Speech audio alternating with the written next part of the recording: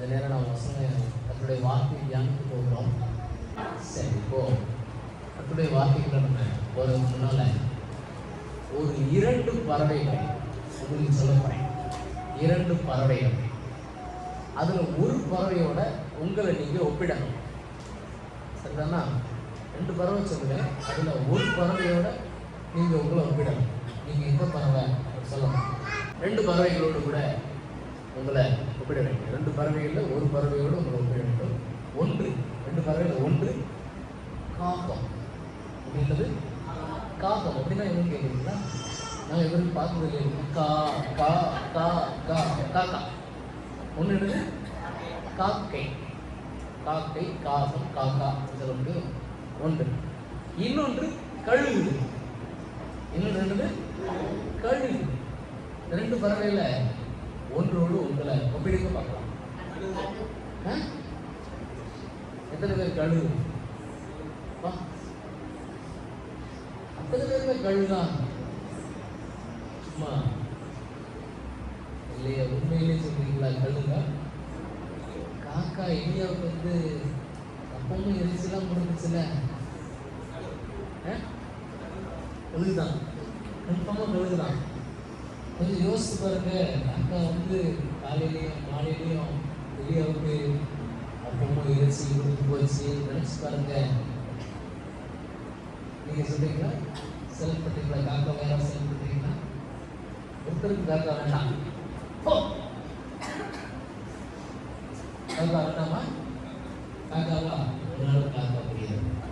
நீங்க சார் காக்கா வேண்டாம்.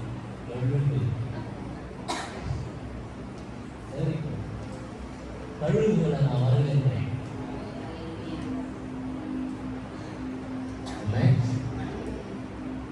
நாட்களில் கட்டுறவங்கள கழுகுகளை போல எறும்பு பண்ண போகிறா. கழுகுகளை போல எறும்பு பண்ண போகிறா. கழுகு பற்றி கொஞ்சம் உங்களுக்கு சொல்லிட்டு அப்புறம் வசனத்தை கொடுக்குறேன். சரியா? பறவைகள்லேயும் அதிக ஆயுட்காலம் உள்ளது கழுகு தான். எத்தனை வருஷம் யாருக்கா தெரியுமா? சொல்லுமா? 80 70 சொல்லி படித்தேன். 70 வருஷம். 80 வருஷமா? 70 வருஷம் சராசரியா ஒரு கழுகு உயிர் வாழக்கூடிய வருஷம் எத்தனை? 70 வருஷம் உயிர் வாழ்றதுக்கு அது கொஞ்சம் ஒரு எக்ஸ்சேஞ்ச் பண்ணணும். தன்னை ஒரு முறை உருமாற்றம் செஞ்சாதான் 70 வருஷம் வாழ முடியும். கழுகு 70 வருஷம் வாழணும்னு சொன்னா ஒரு முறை தன்னை என்ன செய்யணும்? உருமாற்றம் செய்யணும். நம்மளும் உருமாற்றம் செய்ய அழைக்கப்பட்டிருக்கிறோம். மண்ணான மனுஷ உருவத்திலிருந்து மகிமையின் ராஜாவாகிய இயேசுவின் உருவத்துக்கு மாற்றம் செய்ய நீங்களும் நானும் அழைக்கப்பட்டிருக்கிறோம். புரிஞ்சா உங்களுக்கு? இந்த கழுகு 40 வயது ஆகும்போது, இந்த கழுகுக்கு 40 வயது ஆகும், 40 வருஷம் ஆகும்போது அதனுடைய அழகு இருக்குங்களா? இறையை கொத்தி திங்கிற அழகு இருக்குல்ல, அந்த அழகு வந்து ரொம்ப வளர்ந்து முரட்டாகி மொட்டையாயிடும். கூர்மை இழந்துடும். மொட்டையாச்சு வளர்ந்துருச்சுன்னா இறையை கொத்தி திங்க முடியுமா? முடியாது. மொட்டையா கூர் ரொம்ப திக்கா வளைஞ்சி மொட்டையை எப்படி ஆயிடும். இறகுகள் எல்லாமே, அதனுடைய சிறையில் உள்ள இறகுகள் எல்லாமே ரொம்ப தடிமனா திக்னஸ் ஆயிடும். மறக்க முடியாத அளவுக்கு ரொம்ப வெயிட் போட்டுருக்கும். இறகுகள் கணக்குமா? புரியுது உங்களுக்கு? இறகுகள் கணக்குறோம் 40 வயசுல. அப்போ அந்த கழுகு என்ன செய்யுமா? பெரிய கண்மலைக்கு மேல போய் அமர்ந்து அழகு இருக்குதுங்க. அந்த அழகை அந்த பாறையில அடிக்குமா, கொத்தி அடிக்குமா. டப்பு டப்புன்னு கொத்தி அடிச்சு தன்னுடைய அழகை உடைக்குமா. வளைஞ்சிருக்கிற அந்த அழகை என்ன செய்யணும்? மொட்டையை போன அந்த அழகை அடிச்சு உடைக்குமா ஃபர்ஸ்ட். 2வது உடைச்ச உடனே அந்த அழகை வச்சு கொத்தி தன்னுடைய சிறையில் உள்ள இறகுகளை எல்லாம் பிடிங்கி எரியும். சிறையில் உள்ள இறகுகளை எல்லாம் ரெக்கையெல்லாம் பிடிங்கி எரிஞ்சிட்டு கழுகு எப்படி ஆயிருக்கீங்கன்னா மொட்டையாயிரும். மொட்டை கழுகாயிருக்கும். பார்க்கவே அவலட்சணமாக இருக்கும். அதெல்லாம் பார்க்க முடியுமா? முடியாது. நிறைய கொத்தி திங்க முடியுமா? திங்க முடியாது. அப்படி அந்த இறங்கெல்லாம் பிடுங்கி எரிஞ்சதுக்கு அப்புறம் மறுபடியும் பெருசா எருக்கள் முளைக்க துவங்கும். கிட்டத்தட்ட 3 மாதத்துக்கு பிறகு 3 மாதம் வரைக்கும் அது இறகு பிடிக்கிட்டு புது இறகு வளர்றதுக்காக காத்துக்கணும். 3 மாதத்துக்கு பிறகு அந்த இறகு வளரும். அந்த அளவு என்ன செய்ய கேட்டீங்கன்னா கூர்மையாகவும் பழைய திரும்புமா. கிட்டத்தட்ட இந்த வேலையை முடிவுக்கு 5 மாதம், அதாவது 150 நாள் செல்லுமா. எத்தனை நாள் ஆகும்? 150 நாள் ஆகுமா. நம்ம வச்சிருக்கிறது 100 நாள் தான் வச்சிருக்கிறோம். 100 நாள்ல, அதாவது 3 மாசத்துல இறகுகள் முளைக்க தொடங்கதான் செய்யுமா. புரியுதா உங்களுக்கு? இப்படிப்பட்ட ஒரு உருமாற்றம் அதை செய்யலன்னு வச்சுக்கோங்க. மலையில போய் தன்னுடைய அழகை அடிச்சு உடச்சி ரெக்கையை பிடித்து தன்னுடைய உருவத்தை கலைந்து எப்படி இருக்கும்? அந்த ரெக்கையெல்லாம் பிடிக்கும் போது எப்படி இருக்கும்? அவ்வளவு வலிக்கு யோசிச்சு பாருங்க. அவ்வளவு வலிக்கு, எவ்வளவு கதை நம்ம கழுவுது ரெக்கையை அடிச்சு உடைக்கும் போது எப்படி இருக்கு? எவ்வளவு வலிக்கு யோசிச்சு பாருங்க. அவ்வளவு வலியை அடைஞ்சி அடிச்சு உடைச்சி நம்முடைய ரெக்கைகள்லாம் பிடிக்கி எரிஞ்சு அந்த 5 மாதம் அளவு காத்திருந்து உருமாற்றம் அடைந்து அதுக்கப்புறம் அந்த சட்டைகளை அடிச்சு உயர எழுப்பும் போது ஒரு 30 வருஷம் அதுக்கு என்ன செய்யுது? அதிகப்படியாக கூடி 30 வருஷம் அதனுடைய ஆயுள் கூடுது. குறைஞ்சபட்சம் 30 வருஷம் கூடுவான். அதற்கு இந்த உருமாற்றம் அடையாத கழுகு 40 வயசுல என்ன செஞ்சிருக்கோம்? 40 வருஷத்திலே செத்து போயிடும்.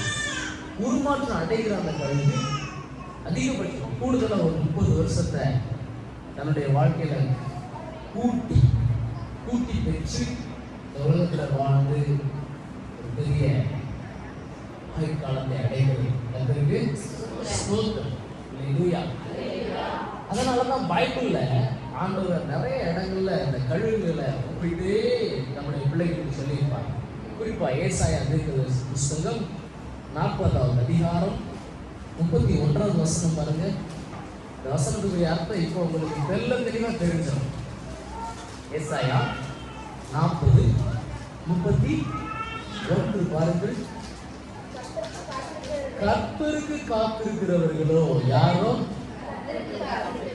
கர்த்தருக்கு காத்திருக்கிறவர்களோ புது பலன் அடைந்து சிட்டைகளை அடித்து உயர எழும்புகிற அந்த வாழ வயதை போல திரும்ப ஒரு புதிய அனுபவத்தை பெற்றுக்கொள்ள செய்வதற்காக தான் ஆண்டுடைய பாத்திர காத்திருக்கிற இந்த நாட்களை உங்களுக்கு தந்திருக்கிறார். இந்த ஜெப நாட்கள்ல, இந்த ஜெப நாட்களுக்கு முன்னாலேயோ ஜெப நாட்கள்லையோ உங்க மனசுல இப்படி கூட தோன்றிருக்கலாம், அவ்வளவுதான் நம்ம வாழ்க்கை இல்லையா, அவ்வளவுதான் நம்ம வாழ்க்கை, எங்க ஒன்றும் ஆகாது போல, இதேதான் போகும் போல, இதுதான் முடிவு போல, நமக்குன்னு ஒரு மாற்றம் எல்லாம் நினைச்சு பார்க்க முடியுமா? முடியாது போல. இப்படிப்பட்ட எண்ணங்கள் உங்களுக்கு ஒருவேளை வந்து இருக்கலாம். வந்துச்சு அப்படி சொன்னா கொஞ்சம் லேசா கையை வேண்டி காட்டுங்களேன். வந்துச்சு அந்த எண்ணத்தை மாற்றி ஒரு புதிய அனுபவத்தை, செட்டைகளை அடித்து உயர எழும்புகிற அந்த வாழ வயதை போல திரும்ப ஒரு புதிய அனுபவத்தை பெற்றுக்கொள்ள செய்வதற்காக தான் ஆண்டுடைய பாத்திரம் காத்திருக்கிற இந்த நாட்களை உங்களுக்கு தந்திருக்கிறார். இந்த நாட்கள்ல நீங்க கர்த்தருக்கு காத்திருந்து அடைகிற பலன் இருக்கு பார்த்தீங்களா, அது உயர எழுப்பி அவருக்கு மகிமையான ஒரு வாழ்க்கை இன்னும் தொடர்ந்து அவர் குறிப்பிருக்கிற காலம் வர வாழும்படியான ஒரு பலனை பெறுகிற நாட்கள் இது.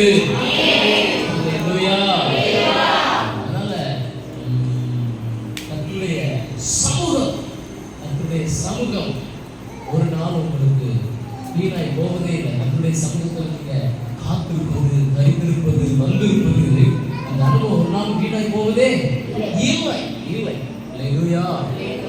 யோசித்து பாருங்க, கழுகுடைய நிலைமை எவ்வளவு வேதனையான நிலைமை யோசித்து பாருங்க.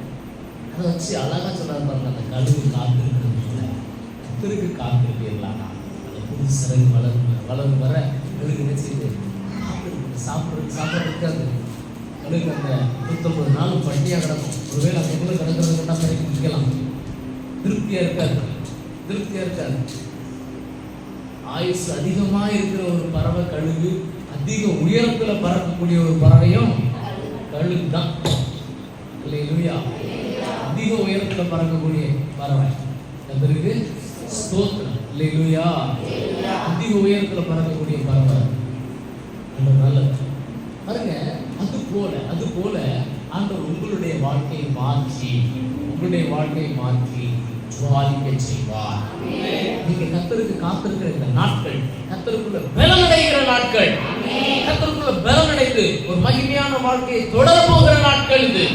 அதற்காக கர்த்தருக்குள்ளே உருவாக்கி கொண்டிருக்கிறார். அல்லேலூயா. நம்முடைய சோர்வுகள், அழுத்தங்கள் இதையெல்லாம் தாண்டி கர்த்தருக்காக நீங்கள் எழும்புவீர்கள்.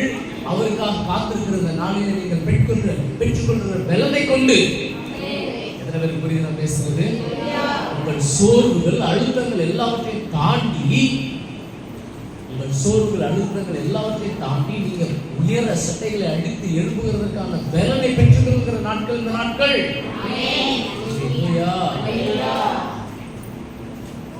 பாருங்க, இந்த உயர எழுப்புவதற்கு சாதாரணமான வேலை கிடையாது. புவியீர்ப்பு சக்தி இருக்குது, மேலுக்கு காற்றின் அழுத்த சக்தி, புவியீர்ப்பு சக்தி. இந்த ரெண்டுக்கும் இடையில ஒரு அந்த பறவை, அந்த கழுகு என்ன செய்யுதுன்னா வானத்துல எழுப்பி பறக்க வேண்டியிருக்கு. ஆனா அந்த கழுகு ஒரு தூரம் வரைக்கும் தான் கஷ்டப்பட்டு செட்டைகளை அடிச்சு உயர எழுப்பும். அதுக்கப்புறம் பாருங்க, தன்னுடைய செட்டைகளை விரிச்சுட்டு அப்படியே ஆகாயத்துல வந்துருக்கீங்களா? அதான் அதுக்கு ஒப்பிட்டு அவருடைய பிள்ளைகள், அவருக்கு காத்திருக்கிறவங்க சொல்றாங்க, ஒரு தூரம் வரைக்கும் தான், ஒரு எல்லை வரைக்கும் தான் நீங்க எழுப்புகிறதற்கு, கர்த்தருக்குள்ள வேலை எழுப்புகிறதற்கு ரொம்ப பிரயாசப்பட வேண்டியிருக்கும். அதுக்கப்புறம் அவருடைய ஆவியானோட ஒத்தாசையோட கூட, அவருடைய ஆவியானவரின் ஒத்தாசையோட, தேவ ஆவியானுடைய ஒத்தாசையோடு கூட நீங்கள் ஜெயமுள்ள ஒரு வாழ்க்கை வாழுகிறதற்கு பலன் அடைந்திருப்பீர்கள்.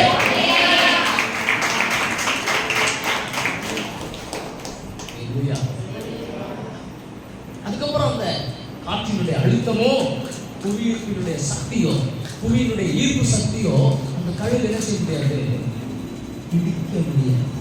அது போலதான் இந்த உலகத்தில் உள்ள பாடுகளோ, வேதனைகளோ, போராட்டங்களோ, உங்களை அழுத்துகிற தீய சக்திகளோ, அசுத்த வல்லமைகளோ உங்களை தடை செய்ய முடியாத அளவுக்கு கர்த்தர் உங்களை பலப்படுத்துகிற அந்த பலத்தினால எழுப்பும் போது பெரிய மகிமை உங்களுக்காக காத்திருக்கிறது. அவரோடு கூட அமைதியான வாழ்க்கை, சமாதானமான வாழ்க்கை, புது பலனடைந்த வாழ்க்கை உங்களுக்காக அங்கு வைத்திருக்கிறார். அதனாலதான் அழகா அந்த வசனத்துல கர்த்தருக்கு காத்திருக்கிறவர்களோ புது பலனடைந்து சட்டைகளை அடித்து உயர எழுப்புவார்கள். அவர்கள் ஓடினாலும் இளைப்படையார்கள், நடந்தாலும் சோர்வடையார்கள். அதுக்கப்புறம் என்ன பண்ணாலும் சோர்வு வராது, இளைப்பு வராது. இப்ப பாருங்க, கொஞ்சம் பாடுகள் இருந்துச்சுன்னா போதும், கொஞ்சம் கஷ்டம் இருந்தா போதும், என்ன வாழ்க்கை, எப்படி இருக்கு நம்ம, என்ன வாழ்க்கை, வேதனை, செத்து போனா நல்லா இருக்கும், எப்பதான் இதுக்கு முடிவு இருக்கும் அப்படின்ட்டு. ஆனா அதுக்கப்புறம் எவ்வளவு ஒரு ஓட்டம் ஓடினாலும் சரி, எவ்வளவு ஒரு பிரயாசம் இருந்தாலும் சரி, இலைப்படுவதும் இல்லை, சோர்வடைவதும் இல்லை. அப்படிப்பட்ட ஒரு பலனை கர்த்தர் உங்களுக்கு கொடுத்து, அப்படிப்பட்ட ஒரு பலனை உங்களுக்கு கொடுத்து ஓட செய்வார். வாழ்வை புதிய வாழ்வாய் மாற்றுவார். உங்களுடைய ஆயுசு நாட்களை ஒரு வாலிப நாட்களை போல, வாழ வயதை போல கர்த்தர் மாற்றி கொடுப்பார். அல்லேலூயா, அல்லேலூயா. இன்னொரு விஷயம் பாருங்க, கல்விட்ட ஒரு ஸ்பெஷல் சக்தி இருக்குது, ஸ்பெஷல் காரியம், சிறப்பு காரியம் இருக்குது. அதை உங்களுக்கு சொல்லி நான் முடிக்க போகிறேன். கல்விக்கு எதிரி யார் தெரியுமா? உங்களுக்கு ஒரு எதிரி உண்டு. பல எதிரிகள் இருந்தாலும் குறிப்பா ஒரு எதிரி உண்டு. அந்த எதிரி யார் தெரியுமா? சொல்லியிருக்க, அது ஒரு எதிரி. இன்னொரு எதிரி என்னன்னு சொன்னா, நான் இப்ப சொன்ன கொஞ்சம் இன்னொரு பறவை சொன்னேன்ல, காகம். அது என்ன பண்ணுமா, இந்த கழுகுடைய முதுகுல ஏறி உட்கார்ந்துக்கிடுமா. இந்த காக்கா கழுகுடைய முதுகுல ஏறி உட்கார்ந்து இந்த கழுகுடைய கழுத்தை கொத்துமா, காக்கா. இந்த கழுகு என்ன செய்யும், அதை கேரே பண்ணாம உயர எழுப்பிட்டே இருக்கும், செட்டை அடிச்சு உயர எழுப்பிட்டே இருக்கும்.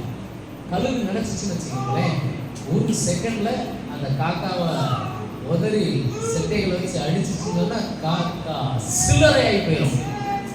கொஞ்சம் ரிலாக்ஸ் பண்ணிக்கணும். சரிங்களா? சமாளிக்க வேண்டாம். கேட்டீங்களா? இந்த கழுகு நினைச்சுன்னா ஒரு நிமிஷத்துல அந்த காக்காவை ஒரு சிலுப்பி தன்னுடைய செட்டைகால அழகால அடிச்சு சில்லறை ஆக்கிடலாம். ஆமாவா இல்லையா? ஆனா அது என்ன செய்யாதான், அப்படி செய்யாதான். அந்த காக்கா கழுத்துல கொத்துறத தாங்கிக்கிட்டே மேல மேல மேல மேல எழுப்பிக்கிட்டே இருக்கும். மேல மேல மேல எழுப்பிக்கிட்டே இருக்குமா. ஒரு தூரம் போனதுக்கு அப்புறம், ஒரு உயரத்துக்கு போனதுக்கு அப்புறம், அந்த உயரத்துல ஆக்சிஜன் கம்மியா இருக்கும் பார்த்தீங்கன்னா, அந்த ஆக்சிஜனுடைய குறைவினால அந்த காக்கா மயங்கி அப்படியே அங்கிருந்து விழுமா. சொத்து விழுந்து. இதை போலதான் உங்களை சோர்வடைய வைக்கிற பிசாசினுடைய கிரியைகள், மனுஷனுடைய வல்லமைகள், உங்களை கொத்துகிற சக்திகள் எல்லாவற்றையும் கடந்து தேவ பலனை அடைந்து நீங்க உயர எழும்ப எழும்ப எழும்ப அது தலை கிழித்து போய் செத்து விழுந்துரும் சொல்லி சொல்றேன்.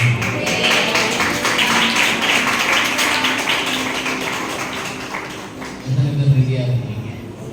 எனக்கு அந்த பலன் காத்து அந்த கழுகு போல நானும் பலன் அடைச்சு உயர எழும்பத்தான் வேண்டும்.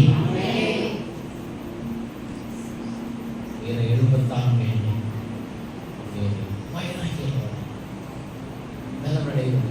பலனடை வந்துச்சுன்னா மீண்டும் மீண்டும் மீண்டும் மீண்டும் மீண்டும் மீண்டும் அந்த செயல்பாடு மறுபடியும் மறுபடியும் கர்த்தருடைய சமூகத்தில் தன்னை உட்படுத்துகிற அனுபவம் உங்களுக்குள்ள வரணும். தெய்வ சமூகம் உங்களுடைய ஆவலாக வேண்டும், ஆசையாக வேண்டும். எத்தனை பேருக்கு இந்த ராத்திரியில் ஜெபத்தை முடிச்சு போயும் இன்னும் கொஞ்சம் ஜெபம் பண்ணணும்ட்டு ஒரு ஏக்கம், ஒரு தவிப்பு இருக்குதா? வருதா? யாருக்காக வருதா? இன்னும் கொஞ்சம் நேரம் ஜெபம் பண்ணணும், இன்னும் கொஞ்சம் நேரம் பைபிள் எடுத்து படிக்கணும், பைபிள் எடுத்து படிக்கணும். ராத்திரியில் ஜெபத்தை முடிச்சுட்டு போய் சாப்பிட மனசு இல்லாமல் நேரம் ஜெபம் பண்ணுவோமா? யாருக்காக இந்த மாதிரி வருதா? மனசில் வருதா? விட்டுறாதீங்க விட்டுறாதீங்க. இது பரிசுத்த ஆவியானுடைய செயல், உங்களை பலப்படுத்துகிற கிறிஸ்து இயேசுவினுடைய செயல். சமூகத்தில் போடு. அதிகாலையில் தூக்க வராங்க, எழுப்பி விட்டுறாரா என்று சாப்பிட தேடு. அதிகாலையில் எழுப்பணும் உள்ளவங்க, எழுப்புங்க கூட இன்னும் எழுப்புலான்னு சொல்லி எழுப்ப சொல்லுங்க. எழுப்புங்க எழுப்புங்க எழுப்புங்க, எழுப்பிட்டே இருங்க. எழும்ப எழும்ப எழும்ப எழும்ப நீங்கள் வான மண்டலத்தில் உயர எழுப்பிட்டே இருப்பீங்க. அல்லேலூயா. கர்த்தராகிய இயேசு கிறிஸ்து உங்கள் வானம். கர்த்தராகிய இயேசு கிறிஸ்து உங்கள் வானம். அந்த வானமாகிய கர்த்தராகிய இயேசு கிறிஸ்துவில் செட்டைகளை அடித்து உயர எழுப்பிக் கொண்டே இருங்கள். உங்கள் வானமாகிய கர்த்தராகிய இயேசு கிறிஸ்துவில் செட்டைகளை அடித்து உயர எழுப்பிக் கொண்டே இருங்கள். ஆமென். உங்கள் வானமாகிய கர்த்தராகிய இயேசு கிறிஸ்துவில் செட்டைகளை அடித்து உயர எழுப்பிக் கொண்டே இருங்கள். ஒரு எல்லையை தாண்டும் போது புவியீர்ப்பு சக்திக்கு அப்பால் கொண்டிருப்பீங்க. இந்த மாசு தூசு உங்களை டச் பண்ணவே முடியாது. இந்த பூமியில் இருக்கிற மாசு தூசு உங்களையும் டச் பண்ணவே முடியாது. அல்லேலூயா. எழுப்புகிற தூரம் அது தேவ பலனால உண்டாகுற தூரம். எழுப்பிக் கொண்டே இருக்கு. அல்லேலூயா அல்லேலூயா. ரெடியா இருக்கீங்களா? தேவனுடைய சமூகத்தில் இன்னும் பலனை தரேன், இன்னும் பலனை போனேன். அவருக்கு காத்திருந்து இன்னும் பலனடைந்து அவன் சிட்டைகளை அடித்து நான் உயர எழும்புவேன்.